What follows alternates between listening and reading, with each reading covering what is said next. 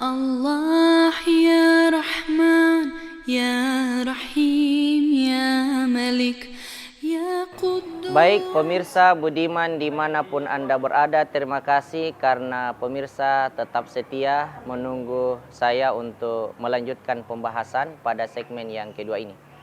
Baik, jadi tadi saya berbicara mengenai kalimat sakral yang kita baca di dalam sholat pada surah Al-Fatihah, yang merupakan kalimat yang berhubungan dengan tauhid uluhiyah. Iyyaka na'budu wa iyyaka nasta'in. Hanya kepadamu ya Allah kami menyembah, dan hanya kepadamu ya Allah kami minta pertolongan. Kenapa ulama mengharamkan kita mengingat sesuatu kecuali hanya kepada Allah? Karena ini adalah kalimat face to face antara hamba langsung dengan Allah. Ini adalah kalimat kesetiaan yang langsung hamba mengatakan kepada Allah tanpa ada pihak yang ketiga. Kenapa? Karena dalam kalimat ini ada huruf K. Iyaka, hanya kepadamu. Artinya Allah langsung ada di hadapan kita. Tidak sama dengan kalimat Iyyahu na'budu wa iyyahu nasta'in. Hanya kepadanya kami menyembah dan hanya kepadanya kami minta pertolongan. Itu artinya orang ketiga tidak ada di hadapan kita. Di waktu kita sholat, pemirsa budiman dimanapun Anda berada, kita menggunakan kalimat Iyyaka, huruf K, hanya kepadamu. Artinya Allah ada di hadapan kita. Pertanyaannya, bagaimana cara kita menghadirkan Allah ada di hadapan kita? Kita menghadirkan Allah ada di hadapan kita tidak dengan membayangkan Allah zatnya yang begitu besar dan menakutkan. Tidak boleh. Kenapa? Ada hadis yang melarang. Tafakkaru fi khalqillahi wala tafakkaru fi zatillah. Pikirkanlah tentang ciptaan Allah, tapi jangan pernah memikirkan zat daripada Allah. Lalu bolehkah kita membayangkan tulisan Allah di waktu kita mengatakan Iyyaka na'budu wa iyyaka nasta'in? Pemirsa budiman dimanapun Anda berada, juga tidak boleh kita membayangkan tulisan Allah. Kenapa?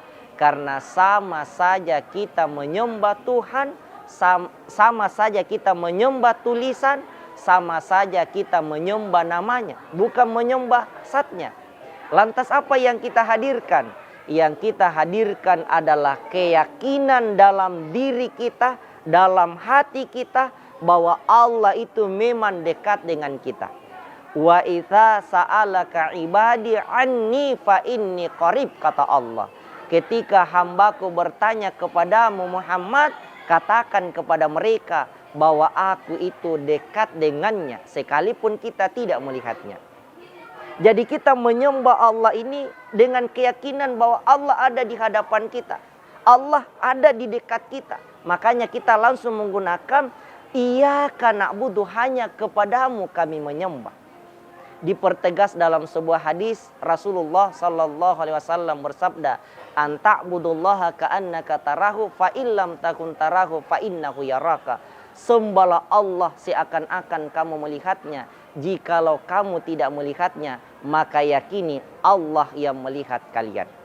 Kemudian cara yang ketiga kita mengenal Allah sebagai cara kita untuk melakukan hubungan baik dengan Allah adalah kita harus meyakini tentang asma Allah yang 99 itu, yang disebut dengan tauhid asma was sifat.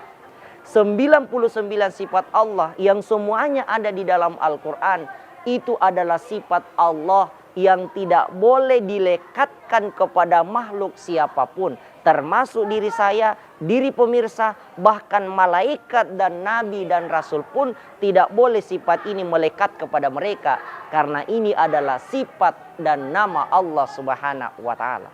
Tapi yang menarik pemirsa budiman dimanapun Anda berada, ada beberapa sifat Allah, ada beberapa asma Allah yang kita baca di setiap kita melaksanakan ibadah sholat.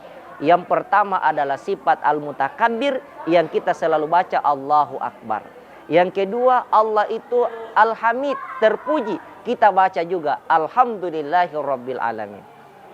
Allah itu maha suci. Kita juga baca Subhana rabbiyal azim, subhana rabbiyal a'la. Kenapa 3 sifat ini kita baca di dalam sholat?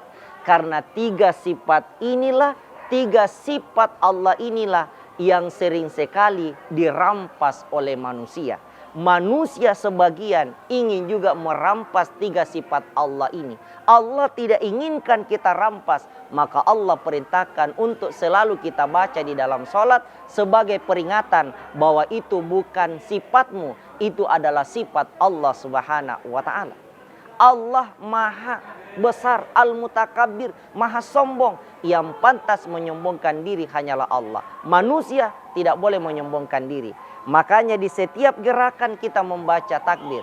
Kita mau ruku, Allahu Akbar. Kita mau sujud, Allahu Akbar. Bangun dari sujud, Allahu Akbar. Sujud kembali, Allahu Akbar. Untuk apa? Agar kita sadar bahwa yang pantas membesarkan diri hanyalah Allah Subhanahu wa ta'ala. Yang kedua, kita diwajibkan membaca surah Al-Fatihah di dalam sholat. Di dalam surah Al-Fatihah ada kalimat Alhamdulillah, segala puji hanya milik Allah. Kadang-kadang manusia karena ada kelebihan pada dirinya, pangkat dan kedudukannya oke, hartanya banyak, maka dia juga ingin disanjung dan dipuji orang. Padahal yang maha terpuji hanyalah Allah. Allah memerintahkan kita baca kalimat Alhamdulillah dalam surah Al-Fatihah ini karena Allah tidak menginginkan kita juga ingin dipuji, karena pujian hanyalah milik Allah.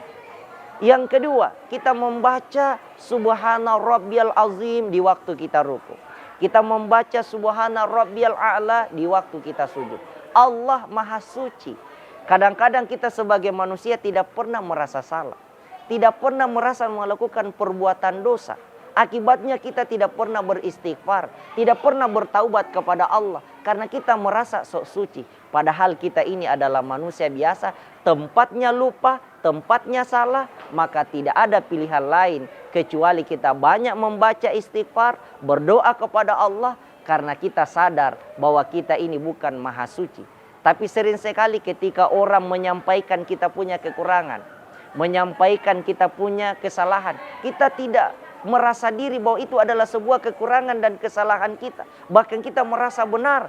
Padahal itu adalah salah satu cara Allah mengingatkan kita bahwa kita ini masih memiliki banyak kekurangan. Yang seharusnya kekurangan itulah yang harus kita tutupi, kita benahi, kita tingkatkan ketakwaan kita kepada Allah Subhanahu wa ta'ala dengan menjauhkan segala sifat dan kekurangan yang disampaikan orang kepada kita.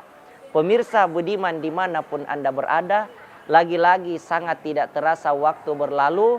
Kita sudah sampai pada penghujung di segmen yang kedua ini. Tapi pemirsa tidak usah kemana-mana, karena saya masih kembali melanjutkan pembahasan setelah yang berikut ini. Ya Allah, Ya Rahman, Ya